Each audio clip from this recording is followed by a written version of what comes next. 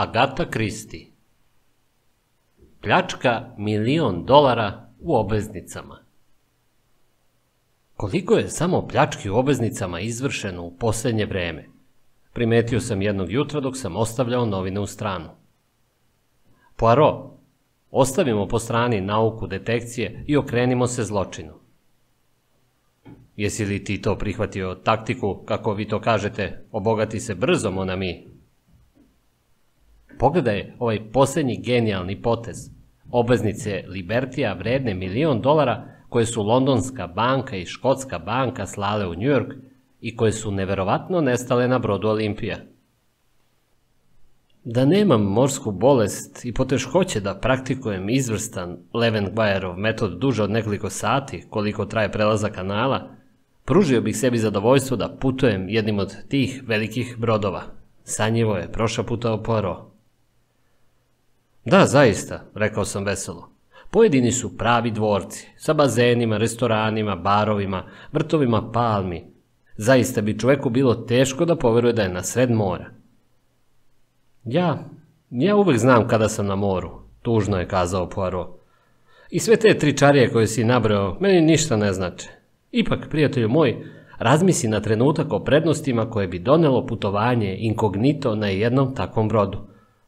U jednoj takvoj palati, kako je ti nazivaš, mogla bi se sresti elita visokog plenstva kriminala. Nasmeo sam se. Znači, tu se krije tvoj entuzijazam. Voleo bi da ukrstiš mač sa onim ko je opljačkao Libertijeve obveznice.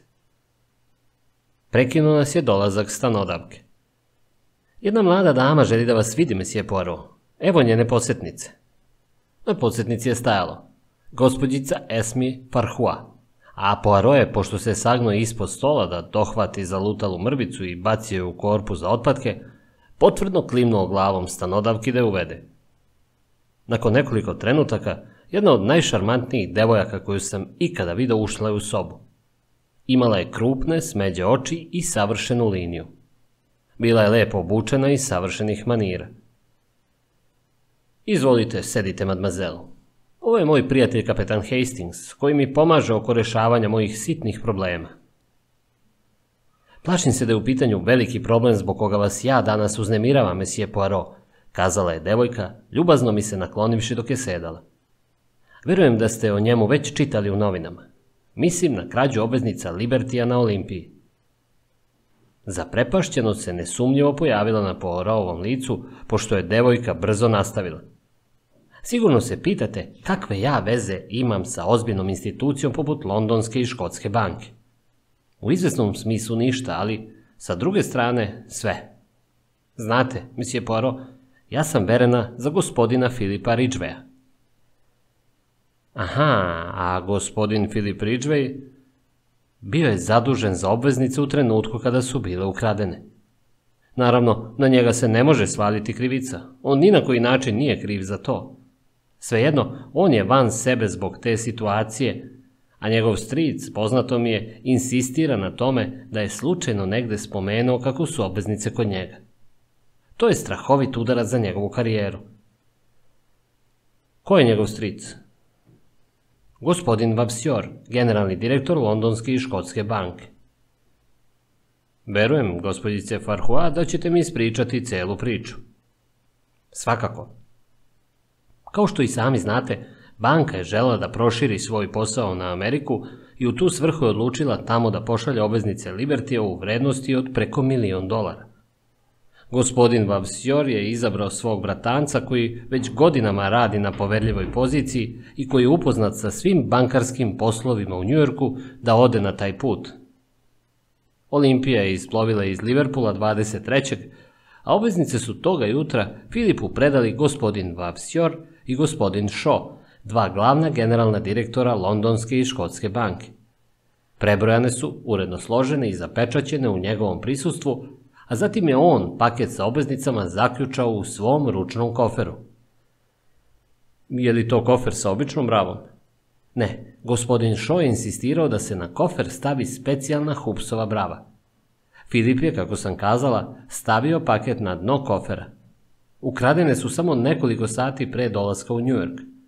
Obavljena je rigorozna pretraga broda, međutim bez rezultata. Obveznice su bukvalno isparile. Poirot je napravio grimasu. Ipak nisu isparile jer, kako sam zaključio, prodate su parcijalno u roku od pola sata od pristanka Olimpije. Naravno, prvo moram da se vidim sa gospodinom Ridgwayem. Htjela sam da vam predložim da pođete sa mnom na ručak u Cheshire Cheese, Filip će biti tamo. Treba da se nađemo, a on još uvijek ne zna da sam se konsultovala sa vama u njegovo ime. Spremno smo prihvatili njenu ponudu i odvezli se taksijem do restorana. Gospodin Philip Ridgway je stigao pre nas i delovao je pomalo iznenađeno kada je ugledao svoju devojku kako dolazi sa dva nepoznata muškarca. Bio je privlačan mlad gospodin, visok i doteran, s ponekom sedom vlasi na slepočnicama, mada je imao tek neku više od 30. Gospođica Farhua mu je prišla i uhvatila ga za ruku. Oprosti mi što sam reagovala ne konsultujući se s tobom, Filipe, kazala je. Dozvoli da te upoznam s misijevom Herkulom Poirotom, o kome si sigurno često slušao, i njegovim prijateljem, kapetanom Hastingsom. Ridgway je delovao veoma zaprepašćeno. Naravno da sam čuo za vas, monsieur Poirot, kazao je i pružio ruku, ali nisam imao pojma da Esmi razmišlja da vas konsultuje u vezi s mojim problemom. Plašila sam se da mi ti to ne bi dozvolio, Filipe, kazala je gospođica Farhua krotko. Pa si rešila da preuzmeš stvar u svoje ruke, primetio je s osmehom. Nadam se da će monsieur Poirot moći da baci malo svetla na ovu neobičnu zagonetku jer, moram priznati, ja sam van sebe od brige i nervoze. Zaista, njegovo lice je bilo namršteno i neraspoloženo i odavalo je napetost sa kojom se borio. Da, kazao je Poirot. Hajde da ručamo i tokom ručka ćemo zajedničkim intelektualnim snagama vidjeti šta može da se učini. Želim da čujem priču gospodina Ridgwaya sa njegovih usana. Nakon što smo završili priču o izvrsnom odresku i preukusnom pudingu, Philip Ridgway je pričao o okolnostima koje su dovele do nestanka obveznica. Njegova priča se podudarala sa pričom gospođice Farhua do najsitnijeg detalja. Kada je završio, Poirot mu je postavio jedno pitanje. Kako ste tačno otkrili da su obveznice ukradene, gospodine Ridgway? On se gorko osmehnuo. Bilo je jasno kao dan, monsieur Poirot. Nisam mogao da ne primetim. Moj kofer je dopola virio iz pregradnog odeljka. Bio je sav izgreban i isečen tamo gde su pokušavali da obiju bravu. Koliko sam razumeo, brava je bila otvorena ključem. Tako je. Pokušali su da je silom razvale, ali nisu uspeli. Na kraju su nekako uspeli da je otključaju. Zanimljivo, kazao je Poirot, a njegove oči su počele da se cakle zelenim sjajem koji sam vrlo dobro poznavao. Veoma zanimljivo. Izgubili su dosta vremena pokušavajući na silu da je otvore, a zatim, hop, zaključe da su sve vreme imali ključ. Iako je svaka Hupsova brava jedinstvena. Zato nisu mogli imati ključ. Nisam se odvajao od njega ni noć ni dan. Jeste li sigurni? Mogu da se zakunem. Sem toga, ako su nekako i nabavili duplikat, zašto su gubili vreme da na silu otvore bravu koju je na taj način bilo nemoguće otvoriti? Upravo to se i ja pitam. Uveren sam da će rešenje slučaja, ukoliko dođemo do njega, imati veze upravo sa tom interesantnom činjenicom. Molim vas da mi ne zamerite što ću vam postaviti još jedno pitanje. Jeste li sasvim sigurni da slučajno niste ostavili otključan kofer? Philip Ridgway ga je jedva udostojio pogleda, a Poirot se izvinio gestikulacijom. I tako se nešto može desiti, verujte mi. U redu, obveznice su ukradene iz kofera. Šta je lopov s njima uradio? Kako je uspeo da izađe iz broda s njima? Uzviknuo je Ridgway. Upravo to, kako? Obaveštena je carinska uprava i svako ko je sišao s broda prethodno je bio sasvim pretresen. Obveznice su, verujem, bile spakovane u glomazan paket. Svakako. Teško da bi se mogle sakriti na palubi, što svakako znamo da nisu, jer su bile u prodaji pola sata nakon prispeća Olimpije, prije nego što sam stigao da pošaljem obaveštenje. Jedan broker se kune da je kupio nekoliko njih čak i pre dolaska Olimpije. Međutim, obveznice se ne mogu poslati telegrafom. I vi ste pretreseni pre nego što ste napustili brod, zar ne? Ljubazno je upitao Poirot. Da. Mladić ga je zbunjeno gledao. Vidim da me niste razumeli, kazao je Poirot zagonetno se osmehujući. Želeo bih malo da se raspitam u banci. Ridgway izvadio podsjetnicu i napisao nekoliko reči na njoj. Ponesite ovo i moj stric će vas istog trena primiti. Poirot mu se zahvalio, pozdravio se sa gospođicom Farquhar, a zatim smo se uputili u ulicu Threadneedle u upravu Londonske i Škotske banke. Kada smo pružili Ridgwayovu podsjetnicu, sprovedeni smo kroz lavirint stolova i pultova za kojima su sedeli službenici, do male kancelarije na prvom spratu u kojoj su nas primila dva generalna direktora. Bila su to dva ozbiljna čoveka koja su osedela tokom službovanja u banci. Gospodin Vavasour je imao kratku sedu bradu, a gospodin Shaw je bio uredno obrijan. Koliko shvatam, vi ste agent isključivo za privatne istrage, rekao je gospodin Vavasour. Upravo tako. Mi smo se naravno okrenuli Scotland Yardu. Inspektor McNeil je zadužen za naš slučaj. Vrlo sposoban oficir, verujem. Siguran sam u to, učitivo je kazao Poirot. Dozvolit ćete da vam postavim nekoliko pitanja u ime vašeg bratanca. Što se tiče brave, koju je naručio od Hoopsa? Ja lično, rekao je gospodin Shaw, nisam imao poverenje ni u jednog jedinog službenika. A što se ključeva tiče, gospodin Ridgway imao jedan, a druga dva su bila kod mog kolege i mene. Nijedan službenik nije mogao doći u dodir s njima. Gospodin Shaw je upitno pogledao gospodina Vavasoura. Verujem da je dovoljno da kažem da su ostali u sefu u koji smo ih stavili 23. rekao je gospodin Vavasour. Moj kolega se, nažalost, razboleo pre 2 nedelje, zapravo onog dana kada je Filip otputovao. Tek sada je ozdravio. Ozbiljan bronhitis nije retka pojava za čoveka mojih godina, ozbiljno je kazao gospodin Shaw. Ipak, plašim se da je gospodin Vavasour usled mog odsustva morao previše da radi. Samo mu je falila ova neočekivana briga. Poirot je postavio još nekoliko pitanja. Zaključio sam da je pokušavao da utvrdi nivo bliskosti između strica i bratanca.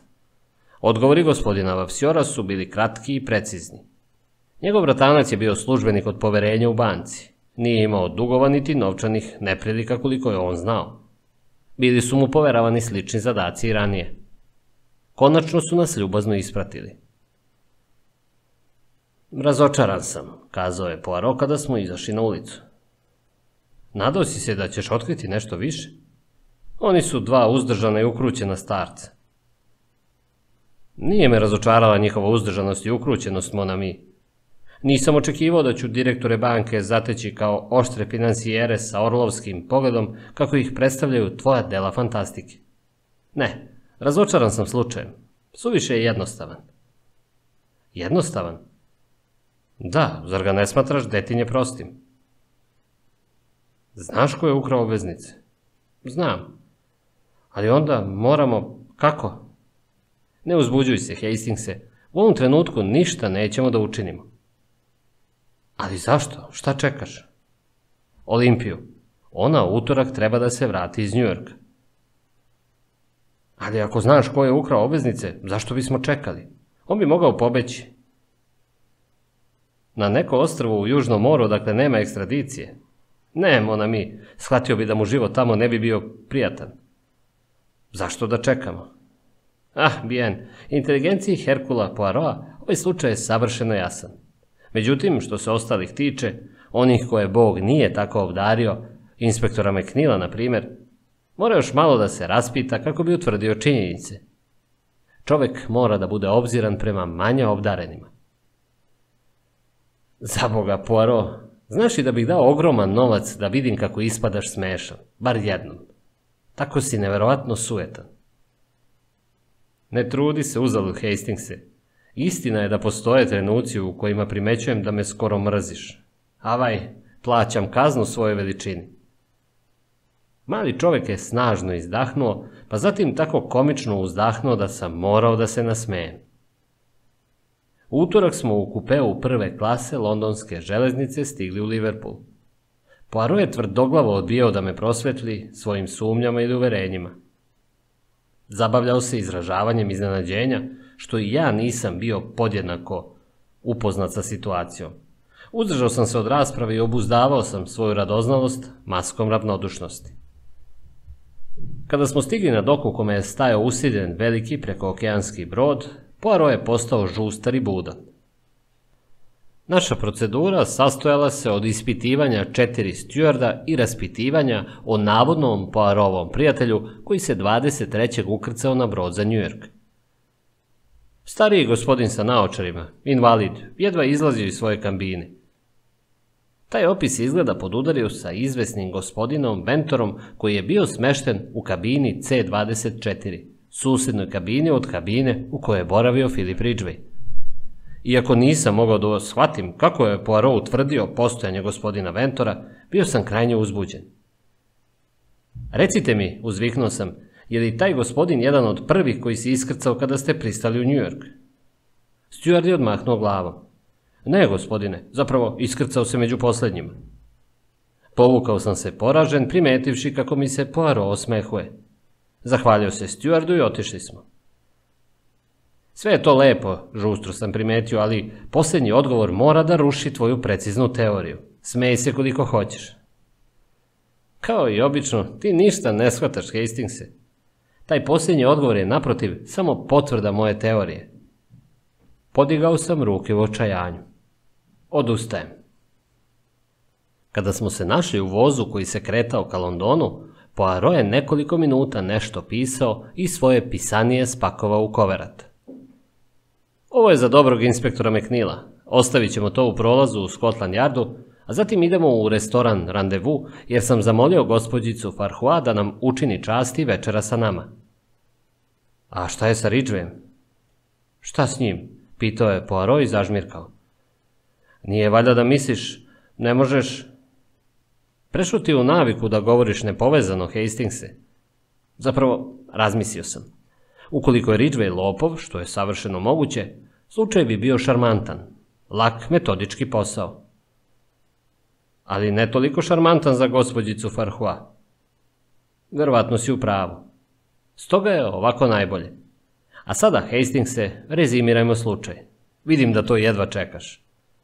Zapečaćen paket je uzet iz kofera i ispario kako je to opisala gospođica Farquhar. Odbacili smo teoriju isparenja koja nije moguća po tvrdnji savremene nauke. Svi tvrde da nije bilo moguće da su obveznice prošvercovane na obalu. Da, ali mi znamo. Ti možda znaš, Hastingse, ja ne. Ja zastupam stanovište da, pošto je delovalo neverovatno, bilo je neverovatno. Ostaju dve mogućnosti. Paket je bio sakriven na brodu, što je takođe teško, ili je bačen sa broda. Zavezan za plutu, misliš? Bez plute. Piljio sam u njega.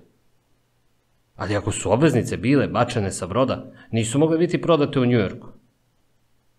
Divim se tvom logičkom razmišljanju, Hastingse. Obveznice su prodate u Njujorku, stoga nisu mogle biti bačene sa broda.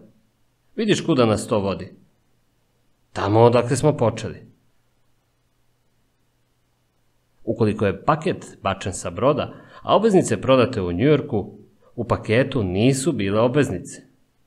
Ima li dokaza da su obveznice bile u paketu? Seti se, gospodin Ridgway ga nije otvorio kada ga je preuzeo u ruke u Londonu. Da, ali... Poirot je nestrpljivo odmahnuo glavom. Dozvoli mi da nastavim. Posljednji put su obveznice u paketu viđene u kancelariji Londonske i Škotske banke ujutru 23. Ponovo su se pojavile u Njujorku pola sata nakon pristanka Olimpije i prema rečima jednog čoveka, koga niko ne sluša, zapravo pre nego što je brod pristao. Možda zapravo nikad i nisu bile na Olimpiji. Postoji li drugi način kojim su mogle dospeti u Njujork? Da. Gigantic je napustio Southampton istog dana kada je i Olimpija Liverpool i brže je prešao Atlantik. Poslate Giganticom, obveznice bi bile u Njujorku dan pre prispeća Olimpije. Sve je jasno, slučaj se sam razjasnio. Zapečaćen paket je samo varka, a trenutak zamene odigrao se u kancelariji u banci. Bilo bi veoma lako jednom od trojice rukovodilaca da spreme lažni paket kojim bi pravi bio zamenjen. Trebijen, obveznice su poslate poštom poverljivom čoveku u Njujorku uz instrukcije da ih proda čim Olimpija pristane, a neko je morao putovati Olimpijom kako bi sve izgledalo kao pljačka. Ali zašto? Jer da je Ridgway otvorio paket, sumnje bi istog trena pale na London. Ne, čovek u susednoj kabini je obavio svoj posao. Navodno je silom pokušao dobije bravu kako bi se pažnja usmerila na krađu, a zatim je duplikatom ključa otključao bravu, bacio paket sa broda i čekao da posljednji napusti brod. Naravno, nosio je naočare kako bi sakrio oči i glumio invalida kako ne bi došao u situaciju da rizikuje i sretne se sa Ridgwayem. Izašao je u Njujorku i vratio se prvim brodom. Ali ko? Ko je on? Onaj koji ima duplikat ključa. Čovek koji je naručio bravu. Čovek koji nije bio bolestan 2 nedelje od bronhitisa i ležao kod kuće. Konačno, uzdržan i ukrućen starac gospodin Shaw. Ponekad se kriminalci nađu na visokim mestima, prijatelju moj. Evo nas. Mademoiselle, uspeo sam. Dozvoljavate? Sav ozaren, Poirot je poljubio lepu devojku u oba obraza.